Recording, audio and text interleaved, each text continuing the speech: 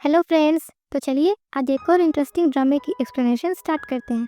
ड्रामे के स्टार्ट में मई अपने डेड बहन वेन के घर पर है, जहां वह उसके लास्ट प्रेयर में शामिल होने आई है। मई बोलना नहीं जानती है, इसीलिए वह साइन लैंग्वेजेस में सबसे बात करती है। मई वहां पर जीरू को साइन लैंग्वेज में कहती है कि तुमने मुझे मेरी बहन के प्रेयर में आने दिया, इसके लिए मैं तुम्हें थैंक्स बोलती हूँ।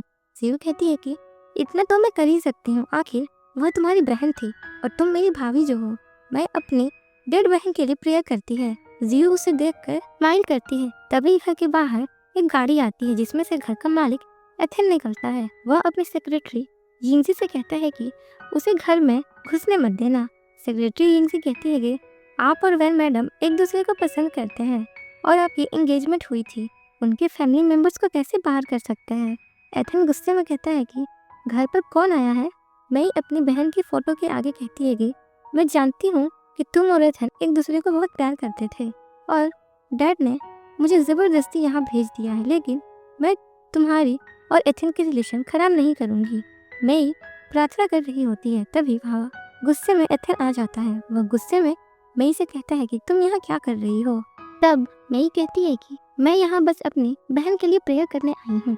एथन कहता है कि मेरी समझ में कुछ नहीं आ रहा है, तुम यहाँ से निकल जाओ।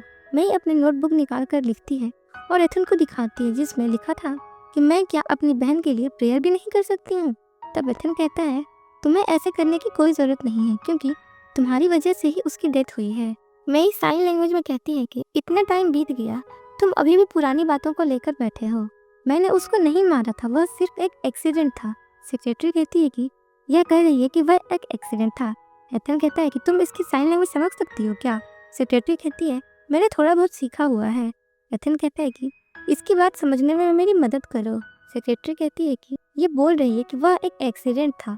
ये सुनते ही एथन गुस्से से कहता है कि तुम्हारी वजह से वह पहाड़ पर चढ़ने गई थी, वहीं से गिरकर वह मर गई, उसकी बॉडी तक नहीं मिली और तुम कह रही थी कि वह एक एक्सीडेंट था। मई कहती है कि वह मेरी बहन थी, मैं उसे कैसे नुकसान पहुंचा सकती हूँ। सेक्रेटरी कहती है कि ये कह रही है मैं अपनी बहन को नुकसान क्यों पहुंचाऊंगी। एथन कहता है कि वैन बचपन से ही स्मार्ट और प्यारी थी, जिसे हर कोई पसंद करता था, पर तुम फैमिली की इल्लीगल बेटी हो, तुम उससे नफरत करती थी, इसीलिए तुमने उसे मार दिया। वह कहता है कि वैन के मरने के बाद उसका सब कुछ तुम्हारा हो चुका है। मई कहती है कि तुम्हें लगता है कि तुम्हारे परिवार की प्रॉपर्टी के लिए मैं ऐसा करूँगी, मैं तुमसे शादी करने के लिए अपने ही बहन को मार दूंगी। सेक्रेटरी कहती है कि ये कह रही है इसे फैमिली की प्रॉपर्टी नहीं चाहिए और ये आपसे शादी भी नहीं करना चाहती है। तो एथन कहता है कि हर कोई वैंग फैमिली में आना चाहता है, हर कोई उसकी प्रॉपर्टी लेना चाहता है, और तुम कह रही हो तुम्हें कोई फर्क नहीं पड़ता है, जबकि डेथ के बाद सबसे ज़्यादा फायदा तुम्हें ही हुआ है। एथन कहता है कि जैसी माँ थी वैसे ही बेटी ने भी किया है। मैं ये सुनकर उसे थप्पड़ मार देती है। ये देखकर सभी शॉक्ड हो जाते हैं। मई बोलने की कोशिश करती है कि मेरी माँ के बारे में कुछ मत कहना। एथन उसका गला पकड़कर कहता है कि तुमने मुझे मारने की हिम्मत कैसे की।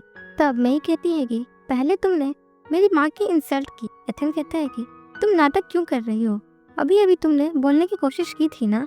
सेक्रेटरी कहती है कि पता चला है कि बचपन में इसे गले पर चोट लग गई थी, जिसकी वजह से इसकी बोलने की ताकत चली गई। ये नॉर्मल इंसान की तरह बात नहीं कर सकती है, ज़्यादा बोलने पर इसके गले में पेन होने लगता है। मई के गले पर निशान बना होता है। उसे देखकर मेड कहती है कि ये कितना भयानक है, उसे देखकर डर लगता है। एथन गुस्से में मई को धक्का देकर कहता है कि वैन इतनी अच्छी थी, उसे तुम जैसी बहन क्यों मिली। ज़्यादा कमज़ोर होने का नाटक मत करो, उसे यहाँ से निकालो, वरना वैन की आत्मा को दुख होगा, वो कभी खुश नहीं हो पाएगी। सर्वेंट मई को लेकर बाहर जाते हैं। एथन कहता है कि सभी लोग ध्यान से सुन लो, ये यहाँ पर कभी नहीं आएगी, वरना मुझसे बुरा कोई नहीं होगा। जियो चुप करके ये सब देख रही होती है।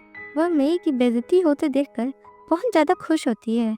एथन वहाँ पर कुछ पेपर्स देखता है। वह कहता है कि ये क्या है। सेक्रेटरी कहती है कि ये सब मई ने लिखा है, वह अपनी माँ के लिए इसी तरह से प्रेयर लिखती थी। पेपर्स देखकर एथन मन में सोचता है कि ऐसी आदमी की हैंडराइटिंग कितनी सुंदर है। वह एक पन्ना उठाकर जलाने लगता है, तभी कुछ देखकर उसे जल्दी से बुझा देता है। फ्लैशबैक में हम देखते हैं कि छोटा एथन किसी लड़की के साथ है। एथन की आंखों पर पट्टी बंधी है। वह लड़की उसी से प्रेयर कार्ड देती है।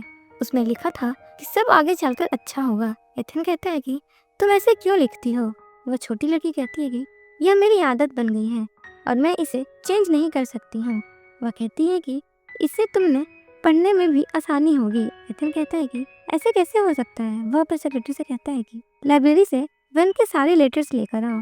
एथन अपनी सेक्रेटरी से कहता है कि तुम्हें साइन लैंग्वेज आती है ना? सेक्रेटरी कहती है कि मैंने इसे सीखा हुआ है। एथन कहता है कि एक काम करो, तुम्हें मेरी मदद करनी होगी।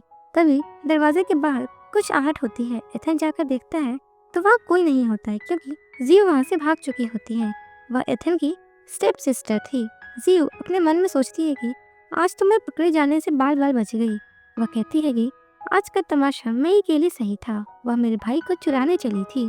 तभी वहाँ मेई मेड के साथ आती है। वह उसे पूछती है कि तुम यहाँ क्या कर रही हो? तो जियो कहती है कि मुझे भूख लगी थी। एक मेड जियो से धीरे से कहती है कि मालिक ने इनके रहने के लिए एक कमरा रेडी करने को कहा है, हम इनको वहीं लेकर जा रहे हैं।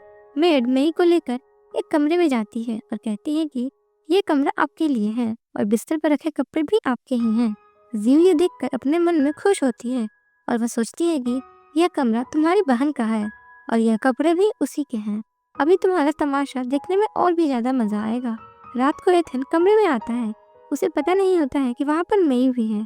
उसके हाथ में जला हुआ पेपर होता है। वह मन में सोचता है कि क्या मुझे उससे डायरेक्ट पूछ लेना चाहिए कि हैंडराइटिंग किसकी है। तभी उसे रूम में सो रही मेई सपना देखकर रोने लगती है। सपने में वह किसी छोटे बच्चे को पानी में डूबने से बचा रही थी। वह बेचैनी में हाथ आगे बढ़ाती है जो कि एथन को टच करता है। एथन उसे देखकर शॉक्ड हो जाता है और कुछ देर के लिए उसे वैन अपनी डेड वाइफ समझने लगता है। लेकिन मेई की आंख खुल जाती है। एथन भी अभी होश में आ गया होता है। वह कहता है कि तुम्हारे परिवार ने यही सिखाया है कि पहले ही दिन मेरे बेड पर चली आओ। मेई सरप्राइज्ड हो जाती है। मेई इसके रूम में कैसे आ गई? एथन गुस्से में कहता है कि तुमने वैन के कपड़े कैसे पहन रखे हैं। वह गुस्से में उसे देखता है और धक्का दे देता है। मेई दीवार से टकरा जाती है और उसके सिर से खून निकलने लगता है। तभी वहाँ पर सभी लोग आ जाते हैं। जियो देखकर खुश होती है। एथन कहता है कि इसे किसने मेरे रूम में आने दिया? मेड कहती है कि आप मुझे कुछ नहीं कह सकते हैं, मैडम ने पूछा था आपका रूम कौन सा है, तो मैंने इन्हें आपका रूम दिखा दिया। मेई इशारे से कहती है कि मैंने नहीं पूछा था।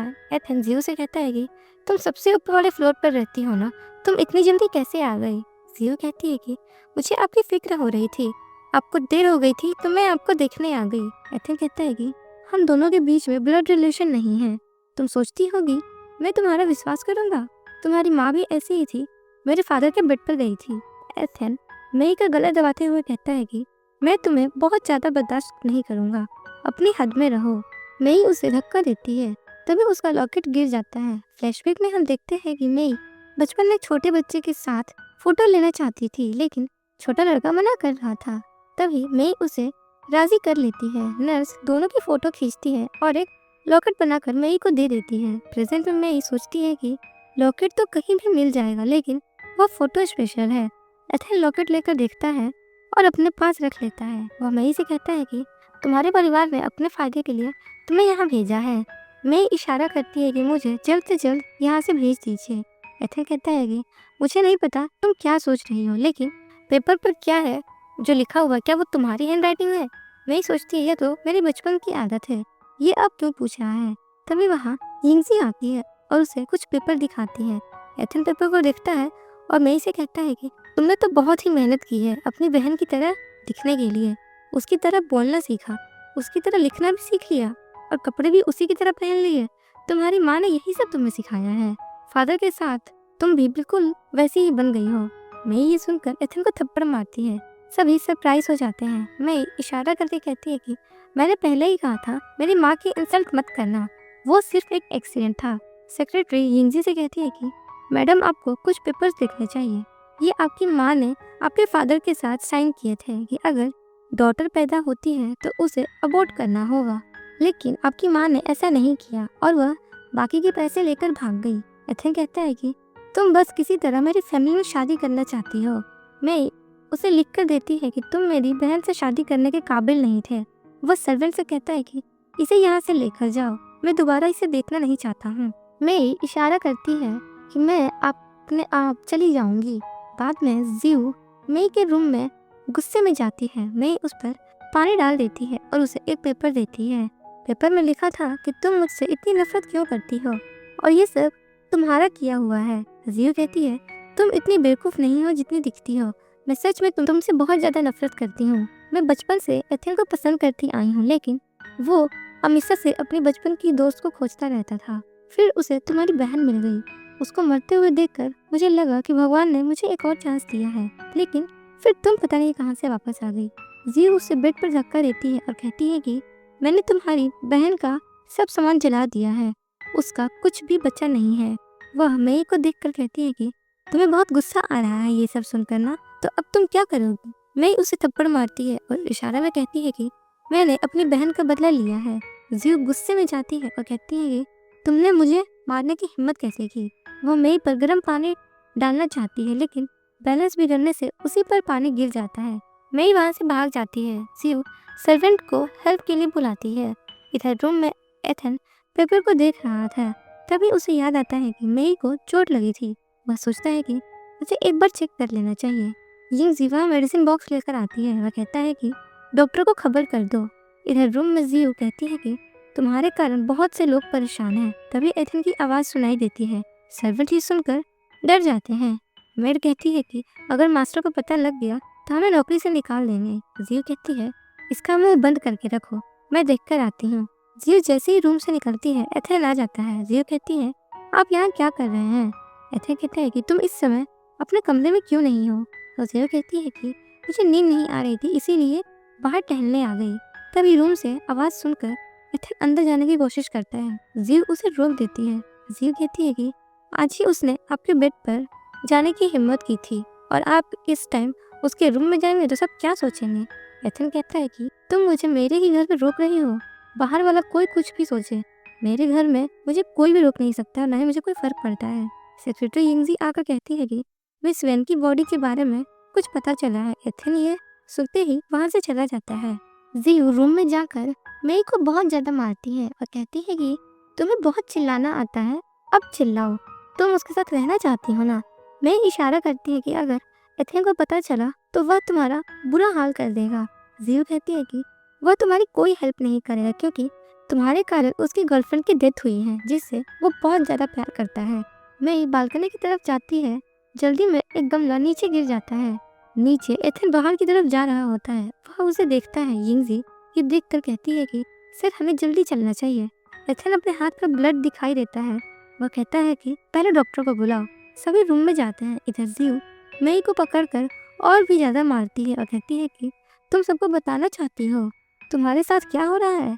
अगले सीन में हम देखते हैं कि डॉक्टर मई का इलाज कर रहा है, एथेन का। तभी छोटा भाई वेनबो डॉक्टर से कहता है कि इसका इलाज आप आराम से करिएगा। डॉक्टर कहता है कि इसकी बोन कई जगह से टूट गई है।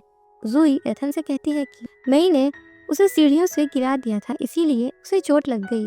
एथेन कहता है कि लेकिन तुम मरी नहीं हो, सही बात क्या है बता दो।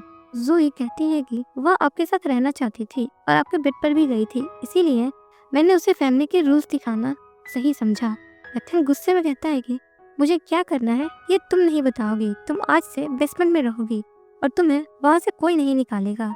एथेन बाकी मेट्स को देखकर कहता है कि इन्हें शहर से बाहर कर दो, ये दोबारा यहाँ दिखाई नहीं देनी चाहिए। जियो कहती है कि प्लीज़ मुझे दूसरा चांस दे दो, मैं दोबारा ऐसा कुछ भी नहीं करूँगी। चिल्लाने की आवाज़ सुनकर मई वेनबो उसे दिलासा देता है कि परेशान मत हो, उन्हें सबक मिलना चाहिए था। तभी एथेन वहाँ आता है। वह कहता है कि मुझे नहीं पता था तुम दोनों एक दूसरे को जानते हो। वेनबो कहता है कि मैं मई को पहले से ही जानता हूँ। फ्लैशबैक में हम देखते हैं कि एक पेंटिंग एग्जाम में मई ने वेनबो की मदद करी थी। वेनबो कहता है कि उसने मेरी हेल्प ना की होती तो मैं एग्जाम में पास नहीं हो पाता। एथेन कहता है कि इसका मतलब मई का हम पर एहसान है। वेनबो कहता है कि अब यही भी हमारी फैमिली का हिस्सा है। एथेन कहता है कि यह इसके लायक नहीं है। तो वेनबो कहता है कि भाई आप कैसी बात कर रहे हैं। तभी एथेन के पास फ़ोन आता है कि मिस फैन मिल गई है। वह तेज़ी से वहाँ पर चला जाता है। एथेन के जाने के बाद मई रोने लगती है। वेनबो उसे चुप करवाता है। एथेन बाहर आकर सोचता है कि इस लड़की का मुझसे कोई रिलेशन नहीं है। वह यिंगजी से कहता है कि वैन की न्यूज़ मिली थी, उसका क्या हुआ। तो यिंगजी कहते हैं कि उनकी बॉडी मिली है। एथेन डेड बॉडी देखने जाता है, लेकिन उसको देखने के बाद वह मना कर देता है कि यह वैन नहीं है। एथन बाहर आकर कहता है कि चाहे जो भी हो मैं तुम्हें खोज कर रहूंगा। भगवान भी कितना क्रूअल है। मैं बचपन में ही तुम्हें खो दिया था, तुम वापस मिली भी और फिर तुम्हारी डेथ हो गई। जिंजी कहती है कि बॉस आप रेस्ट करो, आप रात भर ठीक से सोए नहीं हैं। मई इतना उससे कहता है कि तुम वापस चली जाओ। एथन जब वापस आता है तो देखता है कि वेनबो पेंटिंग कर रहा है और मई उसके पास है।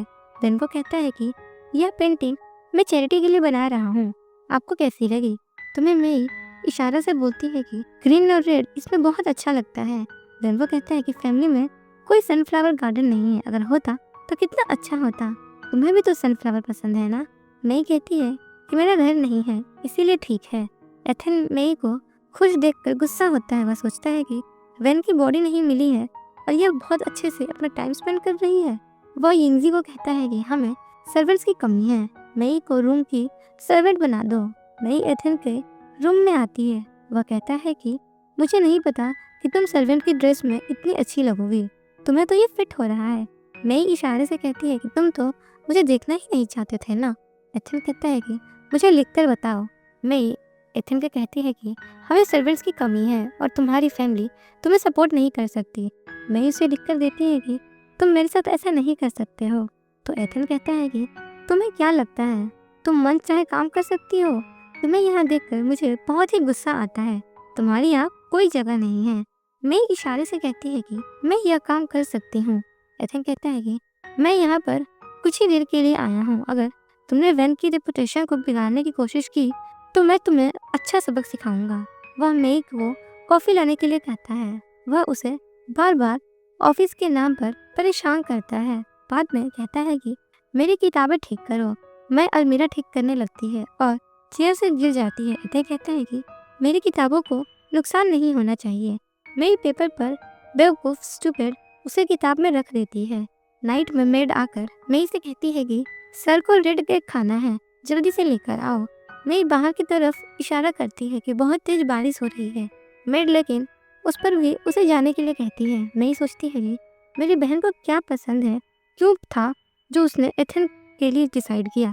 एथन उसे बारिश में जाता देख रहा था। यिंगजी कहती है कि सर ये क्या ठीक है, वह वैन मैडम की सिस्टर है। एथन कहता है कि यह उसकी सिस्टर है लेकिन इसने उसे मार दिया, मैं नरमी दिखा रहा हूँ। उसके जाने के बाद यिंगजी स्माइल करती है। रास्ते में बहुत ज़्यादा ट्रैफिक जाम होता है, ड्राइवर आगे जाने से मना कर देता है। मई पैदल ही भागकर वहाँ जाती है। वहाँ जाने पर उसे पता चलता है कि केक खत्म हो गया है। वह इशारे में कहती है कि मेरे लिए एक नया बना दो, मैं पैसे एक्स्ट्रा दे दूंगी। लेकिन कोई उसकी बात नहीं समझ पाता है और सब चिल्लाने लगते हैं कि सबका टाइम वेस्ट क्यों कर रही हो। मई अलग खड़े हो जाती है। मई केक लेकर वापस आती है लेकिन एथन अपने रूम में सो चुका होता है। वह दरवाजे पर नॉक करती है पर वह जानबूझकर उठता नहीं है। मई उदास होकर उसके दरवाजे के पास ही बैठ जाती है। अगले दिन एथन जैसे ही रूम का दरवाजा खोलता है तो मई उसके सामने खड़ी होती है। वह कहता है कि तुमसे एक छोटा सा काम कहा था, वो भी तुमसे नहीं हो पाया। मई इशारे में कहती है कि सॉरी, मैं कल जब गई थी तो सारे केक खत्म हो चुके थे, मैंने बड़ी मुश्किल से ये केक लेकर आई थी।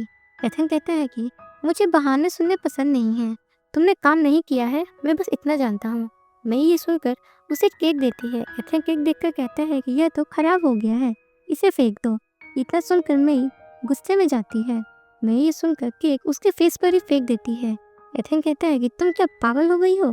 मई कहती है कि तुमने इतनी बारिश में मुझे बाहर भेजा था, सारी शॉप्स बंद हो चुकी थी, फिर भी मैं कहीं से भी केक लेकर आई और तुमने अपने रूफ का दरवाजा तक नहीं खोला और अब तुम इसे फेंकने के लिए कह रहे हो।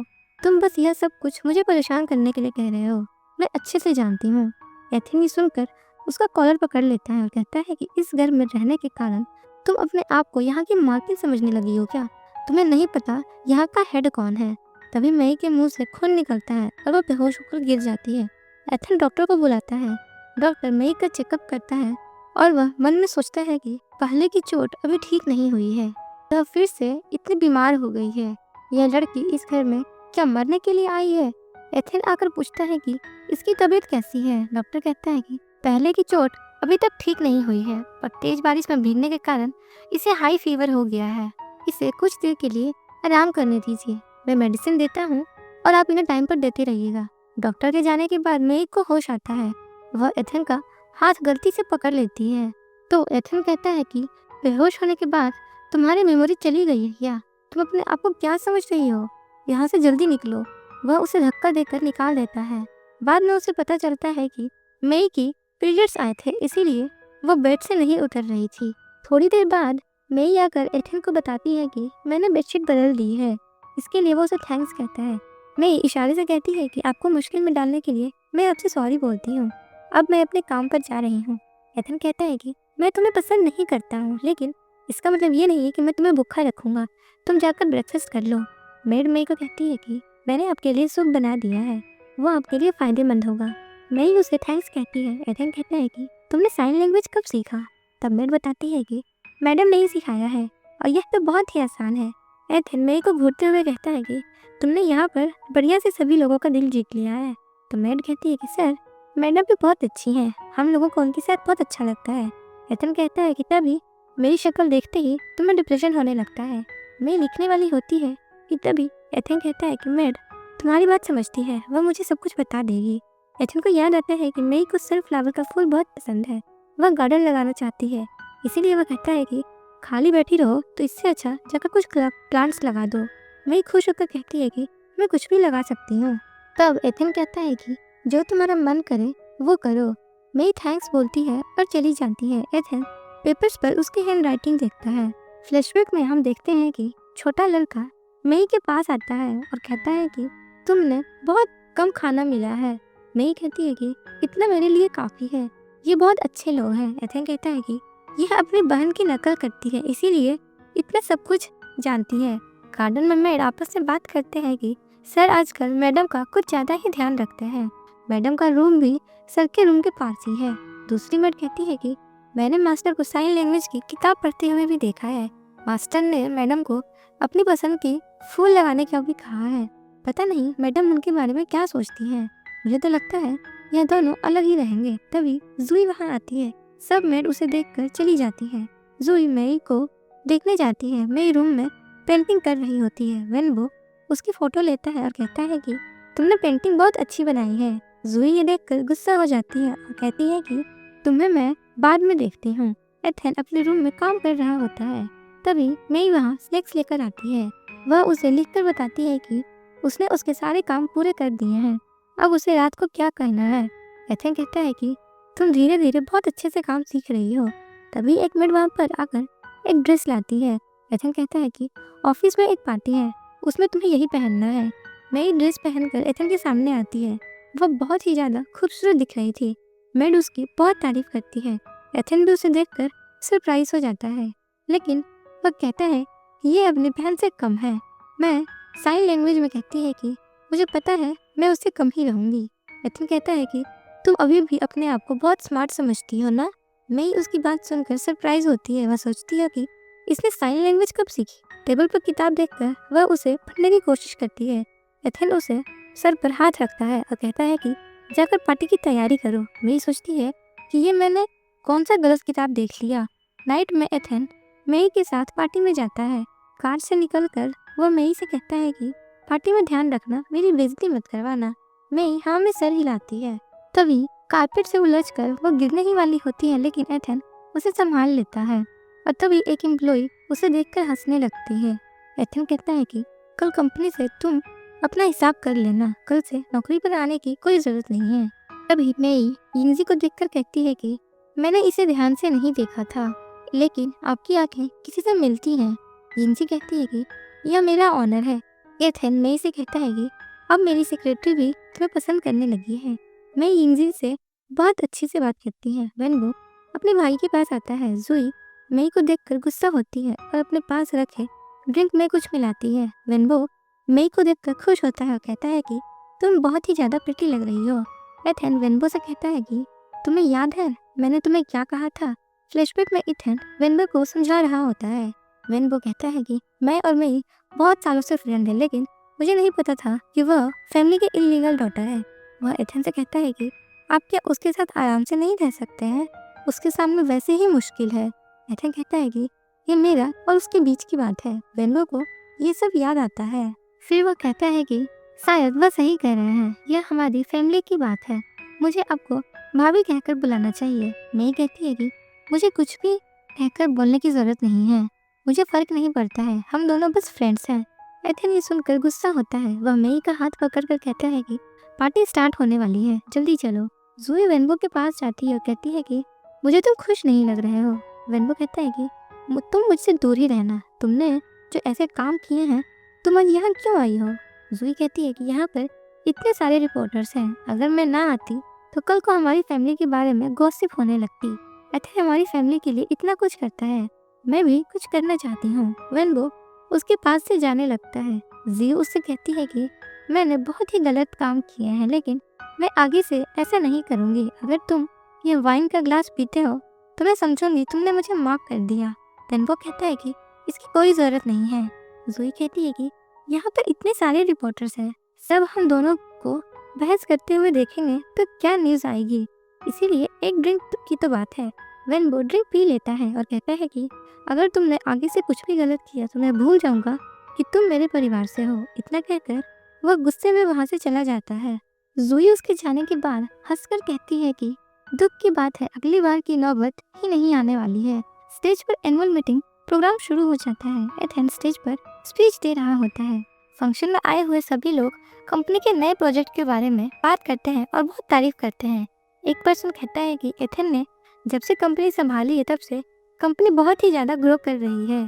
तभी दूसरा पर्सन कहता है कि इनके नए प्रोजेक्ट्स ब्रेन कंप्यूटर वाला वह तो कमाल का है, मैंने उसमें बहुत इन्वेस्ट किया है, उसमें बहुत ही फ़ायदा होने वाला है मुझे। सभी कहते हैं कि कंपनी का फ्यूचर बहुत ही ब्राइट है क्योंकि यह एथन के हाथ में है। यह सब कुछ मैं ही सुन रही थी। फ्लैशबैक में छोटी मई एथन से पूछती है कि तुम बड़े होकर क्या करोगे? एथन कहता है कि अगर मेरी आंखें ठीक हो गई तो मैं ब्रेन से चलने वाला कंप्यूटर बनाऊंगा, इससे अंधे लोग भी दुनिया को देख सकते हैं। मई सोचती है कि अगर मेरी बहन भी यहाँ पर होती तो यह सब सुनकर कितना खुश होती। तभी अनाउंस होता है कि पार्टी स्टार्ट हो गई है। जूही ये सुनकर एक गिलास में ड्रिंक लेती है और उसमें कुछ मिला देती है। ये ड्रिंक लेकर उसकी फ्रेंड ली मई के पास जाती है और कहती है कि आप मिसेस होंग है ना, कंपनी की खुशी के लिए आपको यह ड्रिंक पीना पड़ेगा। मई इशारे से कहती है कि मैं ड्रिंक नहीं करती हूँ, लेकिन ली कहती है कि हम आज पहली बार मिले हैं और यह थोड़ी लो वाइन है, अगर तुम ड्रिंक नहीं करोगी तो सभी लोग क्या सोचेंगे। आसपास खड़े हुए सभी लोग कहते हैं कि आज खुशी का मौका है तो ड्रिंक तो बनता ही है। मई सोचती है कि यह कंपनी की एनुअल मीटिंग है, अगर कुछ काम खराब हुआ तो एथन का बहुत नुकसान हो जाएगा। मई ली से ड्रिंक लेकर पीने ही वाली होती है कि तभी वहाँ एथन आ जाता है। सभी ये देखकर बहुत ज़्यादा सरप्राइज होते हैं। एथन कहता है कि मिस ली बहुत ही पावरफुल है, तभी तो दूसरों को भी इम्प्रेस कर लेती है। ली कहती है कि सर ये बस एक ड्रिंक ही तो है, ये इतनी बड़ी बात नहीं है। वह कहती है कि मुझे लगता है था आप मिसेस वैन को ही ड्रिंक नहीं करने देते, लेकिन आप तो उनकी छोटी बहन को भी बहुत पसंद करते हैं। ये सुनकर पार्टी में थोड़ी हलचल हो जाती है। एक पर्सन कहती है कि क्या यह इलीगल डॉटर नहीं है? दूसरी कहती है कि एथन और वैन परफेक्ट मैच थे। एथन ये सब कुछ सुन रहा होता है। वह ली से कहता है कि आपको निराश करते हुए मुझे बहुत दुख हो रहा है, लेकिन मैं जो भी काम करता हूँ अपने हिसाब से करता हूँ, मुझे किसी से कोई फर्क नहीं पड़ता है। वह ड्रिंक पीने लगता है, लेकिन मई उसे रोक लेती है और इशारे में कहती है कि एक ड्रिंक की तो बात है, बेकार में सबका मूड खराब होगा, और वह ड्रिंक पी लेती है। जूही ये देखकर बहुत खुश हो जाती है। ली कहती है कि मुझे नहीं पता कि मैडम क्या कह रही हैं, लेकिन इन्होंने ड्रिंक अपनी मर्जी से पिया है। यह कहकर वह चली जाती है। सेक्रेटरी यिंगजी वहाँ आती है और कहती है कि क्या हुआ है। तभी एथन को पार्टी में कही गई लोगों के द्वारा बातें याद आने लगती है। वह कहता है कि कुछ नहीं, इसे अपनी मर्जी से ड्रिंक करना था। मैं यिंगजी से कहती है कि आप बहुत अच्छी हैं, मेरा बहुत ख्याल रखती हैं। एथन कहता है कि हाँ मुझे दिख रहा है, अब यहाँ से चलते हैं। एथन के साथ जाते हुए मैं ही सोचती है कि मैंने तो एक ही गिलास पिया है, लेकिन मुझे इतने चक्कर क्यों आ रहे हैं और बहुत ही गर्मी लग रही है। एथन मई को लेकर रूम में जाता है। उसके ठीक पीछे जूही बेहोश वेनबू को लेकर चल रही होती है। वह एथन को देखकर सोचती है कि अगर यह रूम में रहा तो मेरा काम खराब हो जाएगा। एथन मई को रूम में बेड पर सुला देता है और कहता है कि जब तुम इतनी स्ट्रांग नहीं हो तो ड्रिंक क्यों करती हो। मई नशे में उसका हाथ पकड़कर अपने पास बुलाती है। मई को बचपन की याद आती है जब वह एथन से कहती है कि तुम्हारी आंखें बहुत ही सुंदर हैं। एथन कहता है कि क्या फ़ायदा, मैं तो तुम्हें देख ही नहीं सकता। मैं कहती है कि मुझे कोई फ़र्क नहीं पड़ता, जब तुम बड़े हो जाओगे तब तुम्हारी आंखें ठीक हो जाएंगी। अब तुम मुझे देख लेना कि मैं कैसी दिखती हूँ। एथन मई के बहुत पास होता है, वह उसे किस करने लगता है, लेकिन तभी उसे होश आता है। वह कहता है कि मैं पागल हो गया हूँ क्या, ये मैं क्या कर रहा हूँ। फिर वह वहाँ से चला जाता है। थोड़ी देर बाद मई को कुछ होश आता है। वह सोचती है कि कुछ ठीक नहीं लग रहा है। तभी उसे लगता है कि कमरे में कोई आ रहा है, लेकिन तब तक वह बेहोश हो जाती है। एथन मई को कमरे में छोड़कर पार्टी में आता है और कहता है कि अब हम लोग कंपनी के फ्यूचर प्रोजेक्ट्स के बारे में बात करेंगे। तभी एक रिपोर्टर का फ़ोन पर मैसेज आता है। रिपोर्टर चिल्लाता है कि सेकंड फ्लोर पर कुछ ब्रेकिंग न्यूज़ हो रही है, चलो वहाँ चलते हैं। सभी रिपोर्टर्स वहाँ चले जाते हैं। एथन सोचता है कि आखिर ये सब हो क्या रहा है। वह भी चेक करने जाता है। जोई की फ्रेंड ली ये देखकर खुश होती है। नेक्स्ट सीन में रूम में वेनबो को होश आता है। वह अपने पास मई को देखता है। यह देखकर वह सरप्राइज हो जाता है और चिल्लाता है कि जोई, तुमने फिर से गलत काम किया है। वह मई को कहता है कि मुझे यहाँ से चलना चाहिए, अगर किसी ने देख लिया तो बहुत ही ज़्यादा बदनामी होगी, लेकिन नशे के कारण मैं खड़ा नहीं हो पाता हूँ और गिर जाता हूँ। रूम में रिपोर्टर्स आ जाते हैं। सब उनकी तस्वीरें लेने लगते हैं। मई डर के कारण वेनबो के पीछे छुप जाती है। एक रिपोर्टर कहता है कि यह तो बड़ी एक्साइटिंग न्यूज़ है, एथन की वाइफ का अफेयर उसके भाई के साथ हो रहा है। दूसरा कहता है कि अकेले में यह दोनों ये क्या कर रहे हैं। ली पीछे खड़ी होकर दोनों का वीडियो बना रही होती है। एथन आता है। उसके गार्ड्स एक रिपोर्टर का कैमरा तोड़ देते हैं। एथन कहता है कि जिसका भी नुकसान हुआ है वह हम पूरा कर देंगे, लेकिन यहाँ की न्यूज़ अगर कल पेपर्स में आई तो वह इस शहर से बाहर हो जाएगा। ये सुनकर सभी रिपोर्टर्स रूम के बाहर चले जाते हैं। वेनबो कहता है कि भाई, जैसा आप समझ रहे हैं वैसा कुछ नहीं है। एथन गुस्से में उसे कमरे से निकाल देता है। एथन मई से कहता है कि तुम बहुत बहादुर हो, मैंने तुम्हें इतना समझाया उसके बाद भी तुमने यह काम किया। मई इशारे से कहती है कि जैसा तुम समझ रहे हो वैसा कुछ भी नहीं है। लेकिन एथन कहता है कि क्या तुम मुझे बेवकूफ़ समझती हो या मैं तुम्हें बेवकूफ़ लगता हूँ। जब मैं यहाँ आया तब तुम दोनों कमरे में थे, मैं किसी को तुम्हारी फ़ोटो नहीं लेने दी। जीव कहती है कि भाई, रिपोर्टर्स आपको वेट कर रहे हैं, वो आपसे बात करना चाहते हैं। एथन कहता है कि मैं भी यहाँ रुकना नहीं चाहता हूँ, इसको देखकर मेरा दिमाग खराब हो रहा है। अगले सीन में वेनबो अपने भाई से मई के बारे में पूछता है। एथन उस पर गुस्सा होता है। वह कहता है कि तुम अभी भी उसके बारे में सोच रहे हो, हमारी कंपनी पर इसका क्या असर पड़ेगा तुम्हें पता भी है। वेनबो गुस्से में चिल्लाता है कि आपको नहीं पता है कि हमारे साथ धोखा हुआ है, यह सब जोई ने किया है। एथन ये सुनकर जोई को लेकर सिक्योरिटी रूम में जाता है। वह कहता है कि हम सीसीटीवी कैमरा देखेंगे, अगर ये तुम्हारी गलती हुई तो मैं तुम्हें माफ़ नहीं करूँगा। जोई कहती है कि भाई, मैंने कुछ नहीं किया है, इसमें मेरी कोई गलती नहीं है। सीसीटीवी कैमरा में देखने पर पता चलता है कि मई ही वेनबो को रूम में लेकर जा रही होती है। ये देखकर सब चौंक जाते हैं, लेकिन जोई ने मई की ड्रेस पहन रखी होती है, मतलब वह मई नहीं जोई थी। एथन ये देखकर गुस्सा होता है, कहता है कि तुम दोनों बहुत ही ज़्यादा क्लोज हो। वेनबो कहता है कि भाई, हम दोनों को ही नशे की दवाई दी गई थी, आप रूम जाकर सर्च कर सकते हैं।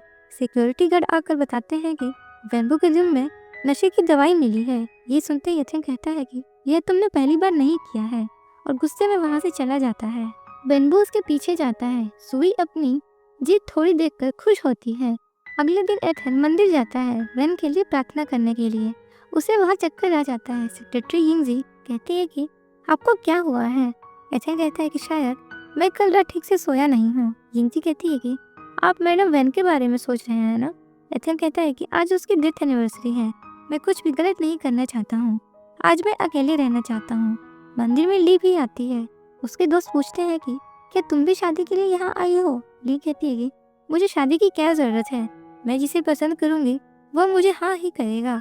उसकी दोस्त कहती है कि यह सब क्या है, इतना आसान है क्या। ली कहती है कि मेडिसिन से बहुत ही आसान है। उसकी फ्रेंड कहती है कि यह कोई फेक दवाई तो नहीं है। ली कहती है कि बिल्कुल असली है और काम भी करती है। मैं तुम्हें एक सीक्रेट बता रही हूँ, किसी और को बताना मत। होंग वेनबो और मई को यही दवाई दी थी। उसकी फ्रेंड कहती है कि मुझे भी इसके बारे में बताना। आपस में वो दोनों बात करने लगते हैं। तभी दवाई नीचे गिर जाती है। ली दवाई लेने के लिए जब झुकती है तब सामने एथन होता है। उसे देखकर ली बहुत ज़्यादा डर जाती है। एथन कहता है कि क्या तुम मुझे कुछ बताना चाहती हो। ली कहती है कि सर, मुझे कुछ भी पता नहीं है। एथन ली से सारी बात जानकर जल्दी से अपने घर वापस आता है और मई को खोजता है, पर वह उसे नहीं मिलती है। घर के बेसमेंट से उसे चीखने चिल्लाने की आवाजें आती हैं। वह जैसे ही वहां पर जाता है, बेसमेंट में मई बेहोश पड़ी होती है और उसके पास जुई होती है जिसके हाथ में डंडा होता है। वहाँ पर मेड भी होती है। वेनबो आकर मई को देखता है। मई को बहुत ज्यादा चोट लगी होती है। वेनबो उससे पूछता है कि तुम ठीक हो ना? वह कोई जवाब नहीं देती है। वेनबो उसे उठाकर कमरे से बाहर ले जाता है। जुई एथन को देखकर डर जाती है। वह कहती है कि मैंने कुछ भी नहीं किया है, यह सब काम इस सर्वेंट ने ही किया है। यह सुनकर मेड भी शॉक हो जाती है। सर्वेंट कहते हैं कि सर, हमारी इतनी हिम्मत नहीं है कि हम मैडम को छू सकें। हमने मैडम जुई के कहने पर ही ये सब किया है। यह सारी गलती इनकी है। जुई चिल्लाती है कि तुम सभी झूठ बोल रहे हो। एथन कहता है कि तुम्हें लगता है कि मैं तुम्हारा बिलीव करूंगा? जुई कहती है कि हम रियल भाई बहन नहीं हैं, लेकिन पापा मुझे लेकर आए थे, तुम्हें मेरा विश्वास करना ही होगा। एथन उसे थप्पड़ मारता है और कहता है कि मैंने लाइफ में पहली बार तुम पर हाथ उठाया है, लेकिन तुम अपनी ही फैमिली को बर्बाद करने के लिए रेडी हो। जुई गुस्से में कहती है कि दूसरों की बातों में आकर तुमने मुझे कैसे मारा? एथन उसका गला पकड़कर कहता है कि कंपनी के एनुअल मीटिंग में जो भी गड़बड़ हुई थी वह सब तुम्हारा किया धरा है। ली ने मुझे सब कुछ बता दिया है। तुम बार बार एक ही गलती क्यों करती हो? जुई कहती है कि मैं बचपन से ही तुम्हें बहुत ही ज्यादा लाइक करती आई हूँ, लेकिन तुम मुझे देखते ही नहीं थे। एथन ने सुनकर शॉक्ड हो जाता है। जुई कहती है कि तुम बस अपनी बचपन की फ्रेंड को खोजते रहे थे। एथन कहता है कि तुम क्या पागल हो गई हो? जुई कहती है कि मैं तुम्हारे आसपास रहने वाली सभी औरतों से जलती हूँ। मैं चाहती थी कि सभी मर जाएं, तुम बस मेरे साथ रहो। एथन उसे फिर से थप्पड़ मारने के लिए हाथ उठाता है, लेकिन सेक्रेटरी यिंगजी उसे रोक लेती है। वह कहती है कि मैडम के कमरे से ये सीक्रेट डायरी मिली है। डायरी को देखते जुई चिल्लाने लगती है कि मेरी पर्सनल डायरी है, तुम इसे हाथ कैसे लगा सकती हो? तुम्हारा इससे कोई काम नहीं है। एथन डायरी खोलकर पढ़ता है कि जुई लिखा था, मैं एथन को बहुत पसंद करती हूँ। वह वेन को क्यों पसंद करता है? मुझे नहीं लगता कि वह अच्छी लड़की है। एथन उसकी डायरी को जला देता है। ये देखकर जुई पागल सी हो जाती है। वह आग में से अपनी डायरी निकालने लगती है। एथन कहता है कि आज से हमारे बीच में कोई फैमिली रिलेशन नहीं है, मैं तुम्हें यहाँ से दूर कहीं भेज दूंगा। इधर रूम में मई नींद में डर रही होती है। उसे बेसमेंट ही दिखाई दे रहा होता है जहाँ पर जुई उसे डंडे से मार रही है। वह चिल्लाती है कि तुम्हें यहाँ कोई पसंद नहीं करता है, तभी तुम जबरदस्ती यहाँ पर रुकी हुई हो। तुम यहाँ से चली क्यों नहीं जाती हो? तुम्हें क्या लगता है कि तुम मार्किंग बन जाओगी? एथन आकर उसे संभालता है और कहता है कि मैं तुम्हारे लिए डॉक्टर बुलाता हूँ। लेकिन मई बहुत डर रही होती है, जिसे देखकर पूछता है कि तुम्हें ज्यादा डर लग रहा है? तो मई बोलती है, नहीं, जैसे तुम सोच रहे हो मैं वैसी लड़की नहीं हूँ। एथन कहता है कि मैंने तुम्हारे बारे में गलत सोचा था, आई एम सॉरी। वह कहता है कि डॉक्टर ने मेडिसिन दी है, तुम इसे पी लो, बाद में यह पेपर देखकर इन पर साइन कर देना। एथन कहता है कि यह डाइवोर्स के पेपर हैं, मैं तुम्हारे साथ नहीं रह सकता हूँ, हम दोनों अलग रहें, इसी में हमारी भलाई है और यही हमारे लिए अच्छा भी होगा। मैं इशारे से कहती है कि फैमिली का सब क्या होगा? एथन कहता है कि फैमिलीज में रिलेशन पहले ही तरह रहेंगे। अगर तुम्हें अपने घर जाने में डर लग रहा है तो मैं तुम्हें अब्रॉड भेज दूंगा। तुम्हें अपने लाइफ में किसी चीज़ की चिंता करने की ज़रूरत नहीं है, मैं तुम्हारी सारी रिस्पॉन्सिबिलिटी उठा लूँगा। मैं सोचती है कि यही सबसे अच्छा सोल्यूशन है, हमें दूसरों को और परेशान नहीं करना चाहिए। एथन उसे आराम करने को कहकर वहाँ से चला जाता है। तभी मई के फ़ोन पर उसकी मेड का फ़ोन आता है कि आपके पापा आपकी माँ का सारा सामान फेंक रहे हैं, आप यहाँ पर जल्दी से आ जाइए। यिंगजी एथन को बताती है कि जुई पागल सी हो गई है, मैंने सर्वेंट को उस पर नजर रखने के लिए बोला है, उसको मेडिसिन किसी ने लाकर दी थी, मैंने उसका पता लगाया है पर अभी तक पता नहीं चल पाया है। एथन कहता है कि जो आदमी इतना सब कुछ करता है मैं लास्ट में पागल ही होता है, तुम बाकी सारा काम पुलिस पर छोड़ दो। वह मई को देखने उसके रूम में जाता है। मेड कहती है कि मैडम तो सुबह ही चली गई। उसके बाद एथन भी उससे पूछता है कि हमारी शादी होने वाली थी, क्या तुम ये भी भूल गई? वेन वो कहता है कि भाई आप उसे परेशान कर रहे हो। तभी वहाँ डॉक्टर आता है, वो उसे चेकअप करता है और कहता है कि क्या आपको कुछ याद आता है? वेन कहती है मुझे एक डार्क रूम में रखा गया था, बदमाश लोगों के जाने के बाद मैं विंडो से भाग गई थी, रिवर के पास किसी को खोज रही थी। डॉक्टर कहता है क्या बुरे लोगों को तुम जानती हो? वेन कहती है मुझे कुछ याद नहीं है, मेरे सर में बहुत दर्द हो रहा है। डॉक्टर उसे आराम करने को कहते हैं और वहाँ से चले जाते हैं। एथन कहता है कि जब तक सब कुछ पता नहीं चलेगा मैं दोनों को अपराधी मान रहा हूँ, तुम दोनों कहीं नहीं जाओगे और मैं डाइवोर्स के लिए पेपर रेडी करने जा रहा हूँ। नेक्स्ट सीन में मई यही सब सोच रही थी। वह कहती है कि मेरा दोस्त अभी डेड नहीं है, मुझे खुश होना चाहिए, लेकिन डाइवोर्स का सुनकर मुझे बुरा क्यों लग रहा है, मुझे इतना गिल्टी फील क्यों हो रहा है। मेड कहती है कि सर, मैडम को लेकर परेशान है, वो बचपन में देख नहीं सकते थे, तब वेन ने उनकी हेल्प की थी। मई सोचती है कि एथेन भी बचपन में देख नहीं सकता था, लेकिन अगर मैंने उससे कुछ भी पूछा तो वो बहुत गुस्सा करेगा और सीधे सीधे मेरा कोई जवाब भी नहीं देगा। इसीलिए मुझे इस सब चीज़ों की जासूसी करनी होगी और सच का पता लगाना होगा, जिसके लिए मुझे वेनबो की हेल्प चाहिए। वो मैड को बोलकर उसे मैसेज देने के लिए बोलती है। नेक्स्ट सीन में मई ब्रेकफास्ट टेबल पर आती है। वेनबो भी वहाँ पर आता है और कहता है कि तुम्हें इन सब चीज़ों का ख्याल रखना होगा। मई कहती है तुम्हें डर नहीं लगता है कि एथन को पता चल जाएगा। वेनबो कहता है कि एथन वेन को लेकर कुछ ज़्यादा ही सोचता है, वह उसके लिए बहुत ज़्यादा पॉजिटिव है। खैर, वह तो बचपन से ही ऐसा था। तुम बता, तुम्हें मेरी क्या हेल्प चाहिए। मई कहती है कि 20 साल पहले मैं एक लड़के से मिली थी, वह एक नर्सिंग होम में था, मैं उसे खोजना चाहती हूँ। तभी यिंगजी वहाँ आती है। वेनबो कहता है कि हम पर नजर रखने आई हो ना। यिंगजी कहती है कि मैं डाइवोर्स पेपर देने आई थी। मई पेपर साइन कर देती है। वेनबो पेपर देखता है और कहता है कि सारी प्रॉपर्टी तो वेन के नाम पर कर दिया गया है। मई कहती है कि ये मेरी नहीं है, मैं पेंटिंग करके अपनी लाइफ बिता लूंगी। वेनबो कहता है कि मुझे सेक्रेटरी पसंद नहीं है, ये साल भर से भाई के साथ है, तुम मुझसे दूर ही रहना। मई कहती है कि मुझे तो वो सही लगती है। मई गार्डन में पेंटिंग कर रही होती है। वेन आकर उस पर पानी डाल देती है और कहती है कि मुझे सनफ्लावर पसंद नहीं है, पेंटिंग फेंक दो, और फ्लावर को काट देती है। मेड कहती है कि सर ने मई को परमिशन दी थी। वेन कहती है कि तुम मुझे बता रही हो। वो मेड को थप्पड़ मार देती है। मई उसे रोकती है तो वेन गिर जाती है। एथन वहाँ आता है और वेन को उठाता है। फिर वो उससे पूछता है कि तुम यहाँ क्या कर रही हो, तुम्हें तो रेस्ट करना चाहिए। तभी मेड कहती है कि वेन मैडम ने मई की पेंटिंग खराब कर दी। तो यह कहता है कि मई, क्या तुम सभी लोगों से वेन की बुराई कर रही हो। मई इशारे से मना करती है। तो वो कहता है कि अगर ऐसा नहीं होता तो मेड ऐसा क्यों बोलती। तुम अब वेन का ध्यान रखना, उससे कोई भी काम मत करवाना। उसके बाद वह मई को धक्का दे देता है। मई को सर पर चोट लग जाती है। वेनबो उसका ख्याल रखता है। उसके बाद मई मेड के बारे में पूछती है। वेनबो कहता है कि मैंने उसे दूसरी जगह भेज दिया है। वेनबो कहता है कि तुम्हें नहीं लगता है कि तुम्हारी बहन बदल गई है। मई कहती है हाँ, उसमें चेंजेस तो आए हैं, लेकिन वह अच्छी है, वह मेरा ख्याल रखती है। तो वेनबो कहता है कि उस पर ज़्यादा भरोसा मत करना, क्योंकि वो मुझे बिल्कुल भी पॉजिटिव वाइब नहीं दे रही है। तभी मेड आकर कहती है कि वेन मैडम ने आपको बुलाया है। वेनबो कहता है कि मई की तबीयत अभी ठीक नहीं है, वह नहीं जा सकती, लेकिन मई वहाँ चली जाती है। जिसके बाद वेन कहती है कि मुझे कॉफ़ी बनाकर दो। वह कहती है कि मुझे पता है तुम एथन का सारा काम करती थी, तुम्हें तो पता ही होगा मेरी देखभाल कैसे करनी है, क्योंकि तुम्हें यही ड्यूटी एथन ने दी है। जिसके लिए मई मान जाती है। कॉफ़ी के बहाने वेन मई को बार बार तंग करती है।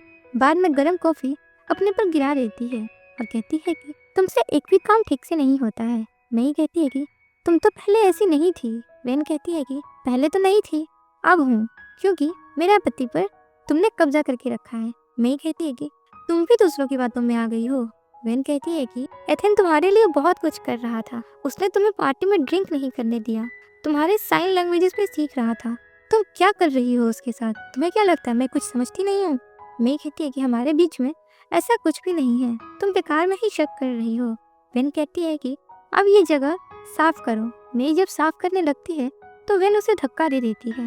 मई के हाथ में चोट लग जाती है। तभी वहाँ यिंगजी आती है और कहती है कि आप अपना काम करवाने के लिए किसी दूसरे को क्यों नहीं बुला लेती।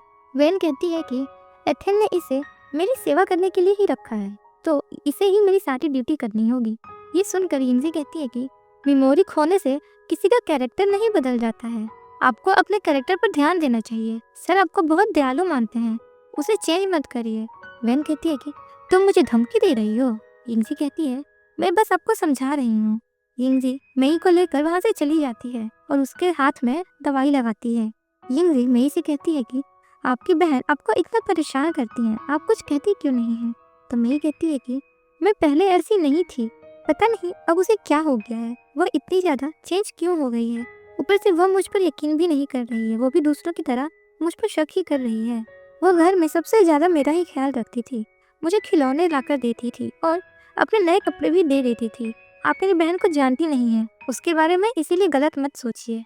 हो सकता है उसकी तबीयत खराब है, इसीलिए वह ऐसा बिहेव कर रही है। ये सब सुनकर यिंगजी कहती है कि मैंने स्टार्टिंग से ही इन अमीर घरों के बच्चों को देखा है। यह अपने मतलब के लिए कुछ भी कर सकते हैं, किसी को भी टॉर्चर कर सकते हैं, लेकिन आप मेरी बात का बुरा मत मानिए। एथेन जब आता है तो मई अपना हाथ छुपाकर बैठ जाती है और कहता है कि तुम्हें क्या हुआ है। मई कहती है कि मेरा प्रॉब्लम है, मैं सॉल्व कर लूंगी। एथेन कहता है कि तुम्हें तो मेरी जरूरत ही नहीं है, तुमने अपना काम करने के लिए किसी और को जो रखा हुआ है। मई इशारे से कहती है कि मैं समझी नहीं, तुम क्या कहना चाहते हो। एथेन कहता है कि तुम्हारे कारण एक बंदा अपने पेंटिंग कंपटीशन छोड़कर जासूसी करता घूम रहा है। उसे तुमने क्या खोजने के लिए भेजा है? अगर नहीं बताओगी तो मैं खुद ही देखना शुरू कर दूंगा। मई कहती है कि मैंने उसे अपने बचपन के दोस्त के बारे में खोजने को कहा है। मुझे लगा था वह मर गया है, पर वह अभी भी जिंदा है। एथेन कहता है कि वेन के आने की खुशी में मैंने एक पार्टी रखी है जिसमें मैं यह बता दूंगा कि वह मेरी वाइफ है। उसके बाद तुम यहाँ से जा सकती हो। वेन पार्टी में जाने के लिए तैयार हो रही होती है। वह मई से कहती है कि मेरा नेकलेस लेकर आओ। मई को नेकलेस खोजते समय एक फोटो एल्बम मिलता है। उसमें एक बच्चे की फोटो होती है, जिसे देखकर वो अपने फ्रेंड को याद करने लगती है और बोलती है कि ये तो बिल्कुल उसी के जैसी है। लेकिन वेन उसे देख लेती है और फोटो एल्बम लेकर बाहर चली जाती है। मई उसके पीछे जाती है, दोनों में झगड़ा शुरू हो जाता है। वेन खुद को स्विमिंग पूल में गिरा देती है ताकि सारा ब्लेम मई पर आ जाए। तभी एथेन आकर उसे बचाता है। वेन कहती है कि मई ने मुझे पानी में धक्का दिया है, ये जबरदस्ती तुम्हारी फोटो मुझसे छीन रही है। एथेन गुस्से में उससे कहता है कि तुम ऐसा कैसे कर सकती हो, तुम्हारी हिम्मत कैसे हुई वेन को पानी में धक्का देने की। तभी मई को बचपन की बात याद आती है, जब मैं अपने दोस्त के पास दबे पाँव जाती थी। वह काम कर रहा होता था लेकिन वह उसको पहचान लेता था। मई कहती है कि तुम मुझे कैसे पहचान लेते हो। तभी प्रेजेंट में मई सोचती है कि अगर यह मेरा दोस्त होता तो मुझे पहचान लेता, यह मेरा दोस्त नहीं हो सकता है। वह कहती है कि मुझे कुछ नहीं कहना है। एथेन कहता है कि तुम्हें वेन से माफी मांगनी होगी, वो भी अभी। मई कहती है कि मैंने कुछ गलत नहीं किया है, मैं क्यों माफी मांगू, मैं नहीं मांगूंगी माफी। एथेन कहता है कि पनिशमेंट के तौर पर तुम सारा दिन यहीं खड़ी रहोगी। जिसके बाद एथेन वेन को लेकर वहां से चला जाता है। बाद में एक गार्ड एथेन को कहता है कि मई की सभी जगहों के बारे में मैंने पता लगा लिया है कि वह कहाँ जाती है। मई बारिश में भीग रही होती है, तभी मेड उसे आकर ले जाती है। मई उसे वेनबो के बारे में पूछती है। वेनबो दूसरी तरफ सीसीटीवी कैमरा चेक कर रहा होता है, लेकिन उसे कुछ भी समझ नहीं आता है। वेन कहता है कि बीच में के कुछ फुटेज गायब है। मैनेजर कहता है कि बीच में सिस्टम अपडेट हो रहा था, तब हो सकता है कुछ फुटेज गायब हो गई होंगी। तो वेनबो कहता है कि क्या यहाँ और भी सीसीटीवी कैमरास हैं किसी के घर में, जिससे हमें कुछ पता चल जाए। तो वो कहता है कि यहाँ सारे रिच लोगों ने ही घर ले रखे हैं, जो कि बहुत टाइम से खाली है। बस एक घर है जिसमें एक प्लास्टिक सर्जन रहता है, शायद वहाँ से आपको कुछ मिल जाए। तभी वेनबो के फोन पर पार्टी का मैसेज आता है। पार्टी एक नर्सिंग होम में रखी गई थी। वेनबो कहता है कि भाई यहीं पर बचपन में रहा करते थे ना। दूसरी तरफ नर्सिंग होम में पार्टी स्टार्ट हो गई होती है। सभी लोग यही गॉसिप कर रहे होते हैं कि वेन साल भर से कहाँ थी और अचानक वापस कैसे आ गई। तभी पार्टी में सभी के बीच एथेन वेन को शादी के लिए प्रपोज करता है। वेन यिंगजी के इशारे पर हाँ कर देती है। मैं ये देखकर बहुत ज्यादा रोने लगती है। यिंगजी उसे दिलासा देती है और कंफर्ट करती है। तब मई उससे कहती है कि मेरा दिल टूट गया है, मुझे खुश होना चाहिए, लेकिन मैं दुखी क्यों हो रही हूँ। यिंगजी कहती है कि अगर तुम यहाँ ना आई होती और अपने माँ के साथ गांव में ही रहती तो तुम ज्यादा खुश होती। मैं यिंगजी से थैंक्स करती है। तभी उसे वेनबो का मैसेज आता है कि मैंने तुम्हारे फ्रेंड को खोज लिया है। ये देखते ही मई बहुत ज़्यादा खुश हो जाती है और उससे एड्रेस लेकर वहाँ जाने के लिए निकलती है। इधर हम वेनबो को एक घर में देखते हैं जहाँ पर बहुत सारी फाइलें पड़ी हुई थी। वह सब कुछ चेक कर रहा होता है। तभी उसके पीछे से कोई आता है, लेकिन अभी हमें उसका फेस नहीं दिखाया गया है। मई को पार्टी से जाता देखकर एथेन कहता है कि तुम इतनी रात को कहाँ जा रही हो। तो मई उसे कुछ नहीं बताती और बाहर की तरफ चली जाती है। एथेन भी उसके पीछे जाता है।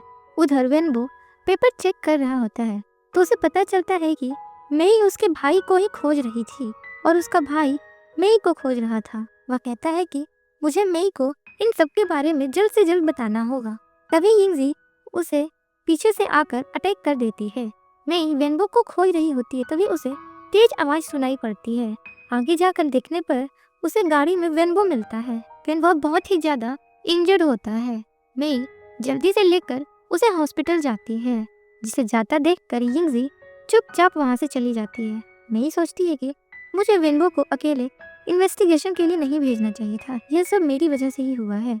एथेन मई से कहता है कि जब से तुम हमारी फैमिली में आई हो, हमारी फैमिली में कुछ न कुछ प्रॉब्लम्स होती ही रहती हैं, तुमने सिर्फ हमारा नुकसान ही किया है। उधर एथेन डॉक्टर से मिलता है और कहता है कि वैन की मेमोरी अभी तक वापस नहीं आई है। फिर वो कहते हैं कि उनके ब्रेन के साथ कोई प्रॉब्लम नहीं है। अब पता नहीं उनके साथ ऐसा क्यों हो रहा है कि उन्हें कुछ भी याद नहीं है। हॉस्पिटल में मई वेनबो के पास होती है। तभी वह फोन पर एक मैसेज देखती है जिसमें लिखा होता है, तुम मेरे भाई को ही खोज रही हो। ये पढ़ते ही मई पूरी तरह से शॉक्ड हो जाती है। उसे सारी बातें याद आने लगती। मेड के आने पर वह कहती है कि तुम इसका ख्याल रखना, मैं अभी आती हूँ। वह एथेन से मिलने जाती है, जो अपने हाथों में उसके जैसा ही लॉकेट लेकर बैठा होता है। मई सोचती है कि एथेन भी उसे याद कर रहा है। वह कुछ कहने ही वाली होती है कि तभी मेड आती है और कहती है कि वैन को चोट लग गई है। एथेन उसे देखने जाता है। वैन उसे देखकर पहचान लेती है और कहती है कि मैंने तुम्हें आखिर ढूंढ ही लिया। और मई को देखकर डरने की एक्टिंग करने लगती है। वह घबराते हुए बोलती है कि प्लीज मुझे धक्का मत देना, मैं तुम्हारी सारी बात मानूंगी, तुम तो मेरी सिस्टर हो ना। मई इशारे में कहती है कि तुम ये सब क्या बोल रही हो, मैंने ऐसा कुछ भी नहीं किया है तुम्हारे साथ। वैन कहती है कि मैंने तुम्हारा इतना ख्याल रखा, तब भी तुम मुझे पसंद क्यों नहीं करती हो, मेरे साथ ऐसा क्यों किया, तुम मेरे हस्बैंड को भी मुझसे चुराना चाहती हो। एथन कहता है कि मैंने तुम्हें छोड़कर बहुत बड़ी गलती की थी। फिर वो वैन से कहता है कि मैं तुम्हें छोड़कर अब कहीं नहीं जाऊंगा। मैं सोचती है कि यह सब मेरी बहन का किया धरा है, उसने मुझे 20 साल से बेवकूफ बना रखा था। मैं अपना लॉकेट दिखाती है। वैन कहती है कि इसने इसे भी मुझसे चुरा लिया है। मैं अपने सारी बातें इसे बताती है, यह मेरे खिलाफ भड़का रही है, तभी तुम मुझे छोड़ सको। एथन कहता है कि मैं इसकी किसी भी बात का विश्वास नहीं करता हूँ, इसे यहाँ से बाहर निकाल दो, दोबारा यह इस घर में नहीं आनी चाहिए। अभी मई एथेन को विसिल देती है और कहती है कि मैं यहाँ से जा रही हूँ, अब दोबारा नहीं आऊंगी। ये कहकर वो घर से निकल जाती है। मई अपने पास रखी सारी तस्वीरों को जला देती है। वह कहती है कि अब मैं पास्ट में नहीं रहना चाहती हूँ, मैं एथेन के बारे में भी नहीं सोचना चाहती। वेनबो कहता है कि उसने तुम्हारा विश्वास नहीं किया, खैर क्या तुम मेरे साथ बाहर चलना चाहती हो।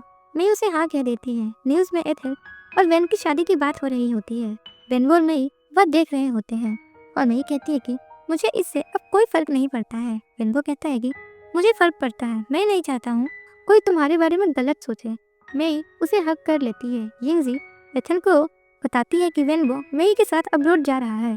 एथेन ये सुनकर उदास हो जाता है, लेकिन कहता है कि अच्छा ही है कि हमारी जिंदगी से वो जा रही है। वह यिंगजी से टी लाने के लिए कहता है। वेन उसे टी में मेडिसिन देकर बेहोश कर देती है। वेनबो मई के साथ होता है। वहाँ उसे पता चलता है कि वैन कंपनी का ब्रेन कंप्यूटर प्रोजेक्ट सील कर दिया है, क्योंकि वह चुराया गया था। उसके फोन पर कंपनी के एम्प्लॉय का फोन आता है कि हमारे फंड ओवरसीज में ट्रांसफर हो गए हैं। वेनबो कहता है कि किसके नाम पर हुए हैं, तो पता चलता है कि वैन का नाम है। वेनबो को पुरानी कई बातें याद आती हैं। जब उससे वैन पर शक हुआ था, तभी वहाँ पर उसका फैमिली डॉक्टर आता है। वह कहता है कि वैन असली नहीं है, मैंने डीएनए टेस्ट किया है। वेनबो कहता है कि सबसे पहले एथन को खोजना होगा। मई घर जाती है। वहाँ वैन डॉक्टर को चाकू मार देती है। वेनबो कंपनी जाता है तो पता चलता है कि एथन वहाँ आया ही नहीं है। उसका फोन स्विच ऑफ आ रहा होता है। घर में एथन को होश आता है, लेकिन वहाँ उसे कोई भी नहीं दिखता है। उसके पास यिंगजी का फोन आता है। कहती है कि अगर वैन की जान बचाना चाहते हो तो मेरे पास चले आओ। एथन जल्दी से वहाँ पर जाता है। तब वहाँ पर वैन और मई यिंगजी से कहती है कि तुम दोनों में से सिर्फ एक को ही बचा सकते हैं, जल्दी सोच लो। एथन कहता है कि ऐसा क्यों कर रही हो। यिंगजी कहती है कि मैं बस बदला लेने के लिए तुम्हारी सेक्रेटरी बनी थी, अब जल्दी सोच कर बताओ। वैन कहती है कि मैं बचपन से ही तुम्हारे साथ रही हूँ, मैंने तुम्हारा बहुत ख्याल रखा है, तुम मुझे ही बचाओगे। मई उसे इशारा करती है कि यह दोनों एक ही ग्रुप में हैं। उसके बाद लेकिन एथन उसका कोई बात नहीं सुनता है। एथन दोनों के साथ बिताए हुए टाइम को याद करता है। उसे समझ नहीं आता है कि वह क्या करे। एटलीस्ट वह वैन को चूज करता है। मई देखकर रोने लगती है। यिंगजी एथन से कहती है कि याद रखना यह तुम्हारी चॉइस थी। वह मई को उसका लॉकेट वापस करती है, जिसके बाद मई को अपने बचपन की सारी बातें याद आने लगती है। वह कहती है कि मैं कितनी भोली थी जो अपने साथ के पर्सन को नहीं पहचान पाई। यिंगजी कहती है कि मेई को बाहर फेंक दो। तभी वहाँ वेनवो आता है। वह एथन को मारता है और कहता है कि तुम सारी जिंदगी पछतावा करोगे।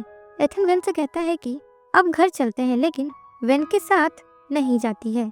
यिंगजी से कहती है कि जैसे आपने सोचा था वैसा ही हुआ है। एथन यिंगजी से कहता है कि आखिर तुमने ये सब क्यों किया। वह कहती है कि मैं बदला लेना चाहती थी क्योंकि मैं तुम्हारी रियल सिस्टर हूँ। एथन कहता है कि ऐसा नहीं है। यिंगजी कहती है कि हमारे पेरेंट्स के बीच में डाइवोर्स हो गया था। तुम्हारे कारण ही मेरी माँ की मौत हुई थी। मैं इसका बदला लेना चाहती थी। तुम्हें अपने बचपन के दोस्त को भी नहीं पहचानने दिया। अब तुम सारी जिंदगी इसी गिल्ट में रहोगे। यिंगजी को जेल हो जाती है। वेनबो और मेई का कुछ पता नहीं चलता है। 1 साल बीत जाता है। होंग कंप्यूटर से प्रोग्रेस करने लगती है। उनका ब्रेन कंप्यूटर प्रोजेक्ट सक्सेसफुल हो जाता है। नेक्स्ट हम देखते हैं कि जुई एक मेडिकल कैंप के साथ अफ्रीका चली जाती है। वह एथन से कहती है कि अब मैं वापस कभी नहीं आऊंगी।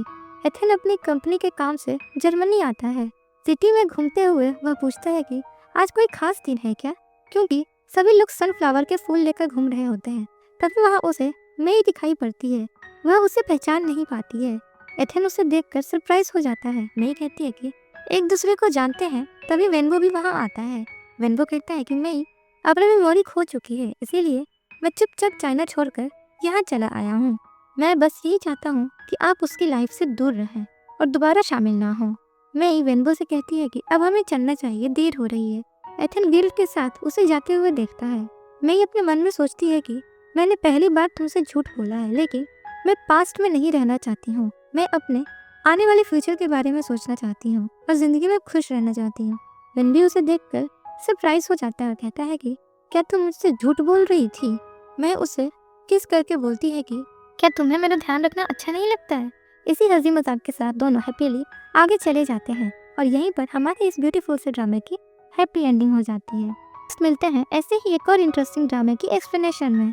और अगर आपको हमारी ये एक्सप्लेनेशन अच्छी लगी हो तो चैनल को सब्सक्राइब करें, वीडियो को लाइक करें और शेयर तो ज़रूर करें। Thanks for watching.